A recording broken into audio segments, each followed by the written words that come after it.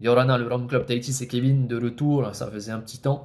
Ce soir, je vais vous présenter ma cuvée personnelle, l'Experium, la cuvée Manao numéro 1.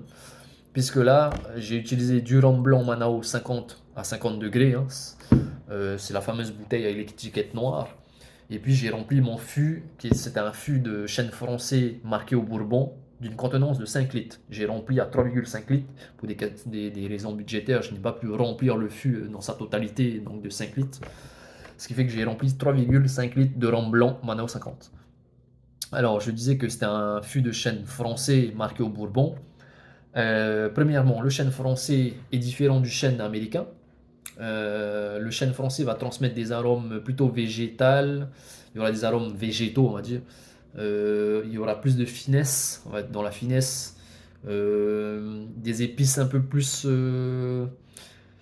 moins gourmandes, on va dire. Voilà. Contrairement au chêne américain, lui, qui va transmettre plus des arômes de type caramel, vanille et noix de coco. Voilà. Mais ensuite, que ce soit le chêne français d'un côté ou le chêne américain de l'autre, il y aura une influence sur le fait en amont de carboniser le fût. Voilà. Donc là, je vais expliquer maintenant le fût de Bourbon. Puisque celui-ci a été vieilli pendant, ce rhum blanc 50 Manao, 50 degrés de Manao a été vieilli durant 11 mois dans un fût de chêne français marqué au Bourbon de 5 litres. On va dire donc c'est un ex-fût de Bourbon. Mais en réalité, le Bourbon doit être, en fonction, c'est par rapport au cahier des charges du Bourbon, pour que le whisky, alors le Bourbon c'est un whisky, pour qu'il ait l'appellation Bourbon, il doit être produit en Amérique. Il doit contenir le spiritueux blanc, whisky, hein, le whisky non vieilli qu'on appelle le White Dog, doit contenir nécessairement, obligatoirement, au moins 51% de maïs, et puis les 49% restants des grains qu'on appelle les small grains sont constitués de seigle, de malt d'orge, de blé. Peut-être que j'ai oublié d'autres choses, mais en majorité c'est ça. Voilà. Ensuite, ce white dog, il est mis dans un fût de chêne américain, de chêne blanc américain, qui va transmettre de la vanille, du caramel, vanille, caramel, noix de coco et aussi toffee, café en fonction de la carbonisation du fût. Oui, parce que les fûts pour le bourbon, pour faire un bourbon, le fût américain doit être neuf, ça veut dire qu'il n'a contenu aucun spiritueux dans le passé. C'est un fût neuf.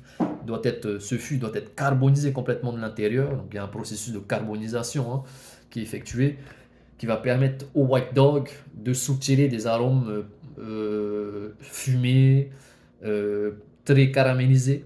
Parce qu'en fait, la carbonisation sur le chêne américain va permettre au chêne de transmettre des arômes caramélisés et vanillés. Parce que entre la chaleur et le bois, il y a une réaction chimique qui se crée, qui va permettre au chêne de libérer certaines substances, des sucs, et de transmettre ces substances au white dog. Voilà. Et ensuite, le bourbon doit être vieilli au minimum pendant 2 ans pour que ça s'appelle un bourbon. Et après, ça peut être vieilli un peu plus longtemps pour obtenir des bourbons plus complexes, plus boisés, pour que ça tienne plus longtemps en bouche. Parce qu'au fil du temps, le chêne apporte des épices, et ce sont les épices qui fait que ça tient longtemps en bouche, etc. Voilà. Et qu'on n'est pas, quand on boit le whisky, donc le bourbon, que ça fasse une montée en arôme dans la bouche, en bouche, et puis que ça tombe d'un coup. Ça s'appelle qui est la finale, donc la longueur, hein, finalement. Que ça tombe d'un coup, et puis que ça reste pas dans le palais, et qui fait que c'est un whisky glou-glou, quoi. Et ce principe, ça s'applique à tous les spiritueux, le rhum, le cognac, l'armagnac, calvados vieux, etc. Voilà, donc on revient à ça. Bien pour ces 11 mois d'élevage, on va dire, de vieillissement en fût de chêne français de 5 litres qui a contenu du bourbon, le Manao 50 degrés blanc d'origine a reçu, en fait, a pu obtenir justement ce boisé du chêne français, les épices du chêne français, et effectivement et indéniablement l'influence du bourbon qui a marqué le fût auparavant. Voilà. C'est pour ça qu'on dit que on a un rhum vieilli en ex-fût de Bourbon, on a un rhum vieilli en ex-fût de Cognac, On a un rhum vieilli en ex-fût de Sauterne, etc.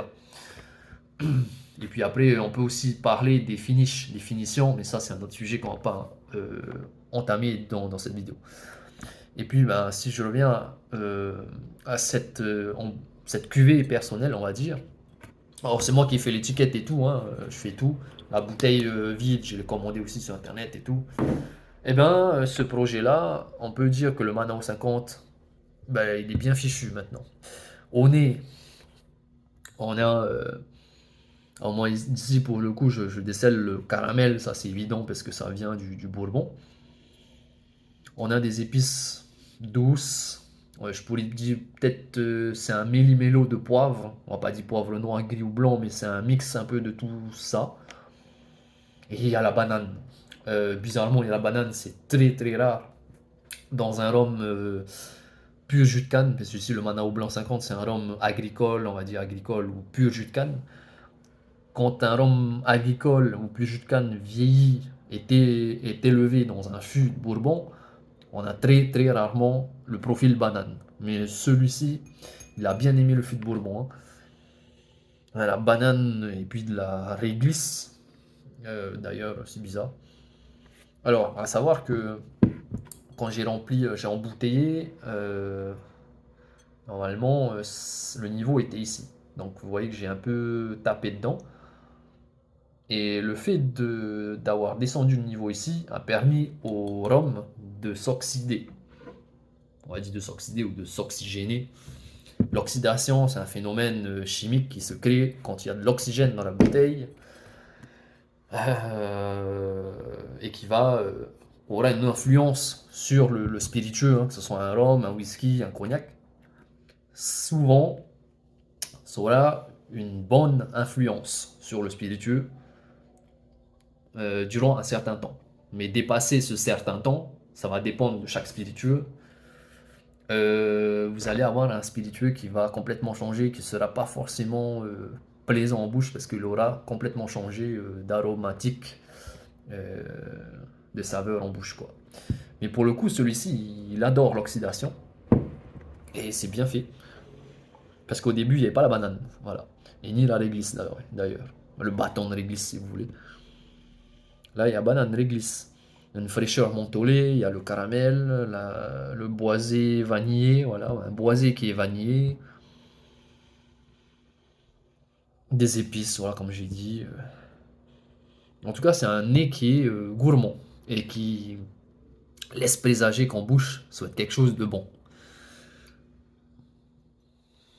Je pense pas qu'on puisse voir ici, dans la vidéo, les larmes. Non, on les voit pas. C'est dommage. On les voit pas les larmes. C'est pas grave. Bon, c'est pas grave. Alors, on va passer à la bouche, hein.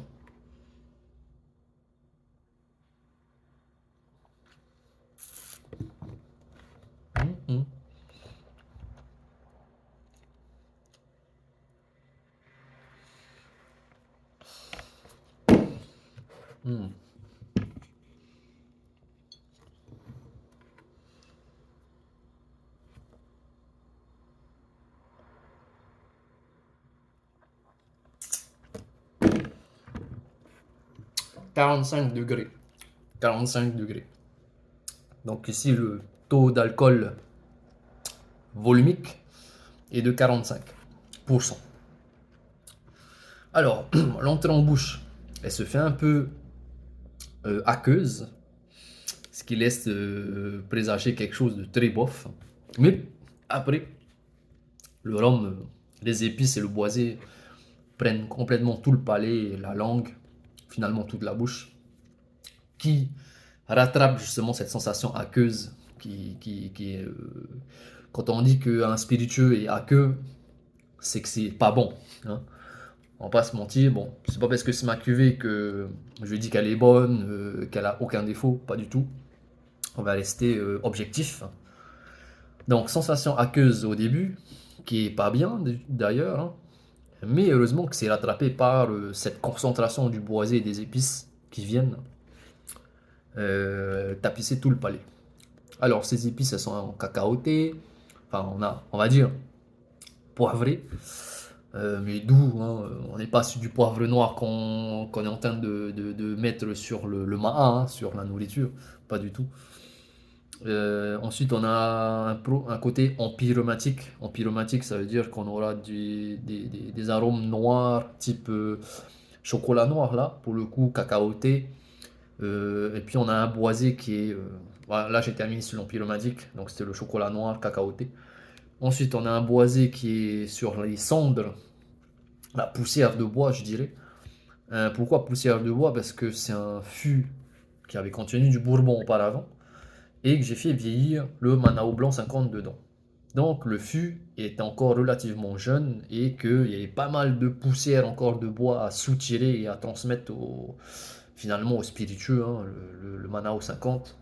Ce qui fait qu'on a cette légère poussière de bois, sachant que quand j'ai embouteillé, j'ai filtré avec un filtre à café blanc pour retirer la grosse partie quand même des poussières de bois qu'on voit notamment au fond dans les fonds de bouteille si on ne filtre pas le rhum. Voilà.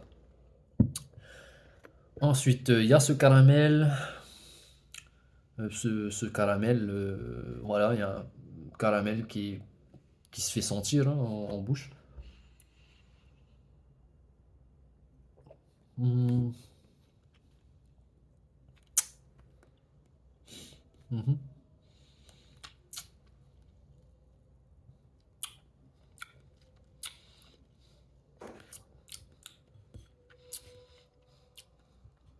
Euh, c'est dommage que ça tombe. Donc c'est aqueux, donc c'est bof. Ensuite c'est concentré, ça remonte. Et puis on a la finale qui fait ça. Qui fait ça. Mais après, elle se stabilise un peu et comme ça. Voilà. Ça reste quand même longtemps en bouche, mais je dis que ça manque de peps. Les 45 degrés sont pas assez forts, je dirais. Euh, je pense que 48 degrés aurait été bien. 45 un peu doux. Mais je pense que c'est de ma faute parce que durant les 11 mois de vieillissement, j'ai rajouté de l'eau pour essayer de euh, compenser la part des anges. La part des anges, c'est ce qui s'évapore du fût naturellement à cause de la chaleur, l'humidité. Il y a sur les 3,5 litres, si vous attendez 10 mois, vous allez vous retrouver avec 1 litre peut-être de rhum. Parce qu'en fait, ça s'évapore. Le bois, c'est une matière vivante qui respire, c'est poreux. L'alcool s'évapore dans les airs et on appelle ça la part des anges. Donc j'ai mis de l'eau. Ce qui fait que les 50 degrés de Manao ont été réduits justement grâce ou à cause de l'eau pour le coup. Ce qui fait qu'il est tombé à 45 degrés. Voilà.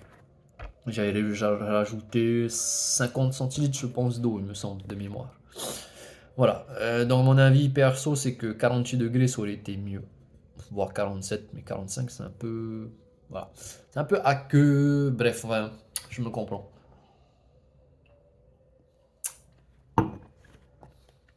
Mais voilà. C'était tout pour moi. J'espère que cette vidéo vous a plu, hein, et que c'était un plaisir pour moi de vous présenter la première fois une de mes cuvées personnelles.